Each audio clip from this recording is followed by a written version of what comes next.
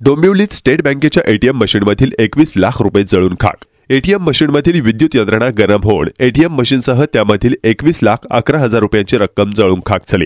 येथील पश्चिमेतील महात्मा फुले रस्त्यावरील साईबाबा चौकात स्टेट बँक ऑफ इंडियाचे एटीएम मशीन आहे।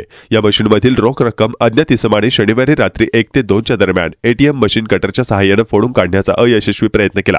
हा प्रयत्न फसल्यानंतर चोरटा पळून गेला। दरम्यानच्या काळात एटीएम मशीनमधील विद्युत यंत्रणा गरम होऊन एटीएम मशीनसह त्यामधील 21,11,000 रुपयांची रक्कम जळून खाक झाली। ही माहिती बँकेच्या नियंत्रण कक्षाला मिळताच तेथील कर्मचाऱ्यांनी एटीएमचे परिचालन करणाऱ्या इलेक्ट्रिक पेमेंट सर्व्हिसच्या सिस्टीमला माहिती दिली। तेथील यांत्रिकी कर्मचाऱ्यांनी तातडीने डोंबिवलीत येऊन एटीएम मशीनची पाहणी केली। तोपर्यंत एटीएम मधील रोख रक्कम जळून खाक झाली होती आणि एटीएम मशीन पूर्णपणे जळाले होते। पोलिसांनी सांगितले की महात्मा फुले रस्त्यावर साईबाबा चौकात अर्जुन सोसायटीत स्टेट बँक ऑफ इंडियाचे एटीएम मशीन आहे। शनिवारी मध्यरात्री 1 वाजण्याच्या सुमारास चोरट्याने एटीएम मशीनमधील रोख रक्कम चोरण्याच्या उद्देशाने एटीएम खोलीत प्रवेश केला। धारदार कटरच्या सहाय्याने त्यांनी एटीएम मशीन फोडून रोख रक्कम काढण्याचा प्रयत्न केला।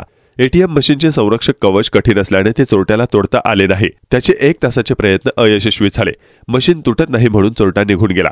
मशीनची तोडफोड झाल्यानंतर आतील विद्युत यंत्रणा गरम झाली। या अतिउष्णतेने मशीनमधील रोख रक्कम संरक्षित पेटीसह एटीएम मशीनचा आतील पूर्ण भाग जळून खाक झाला।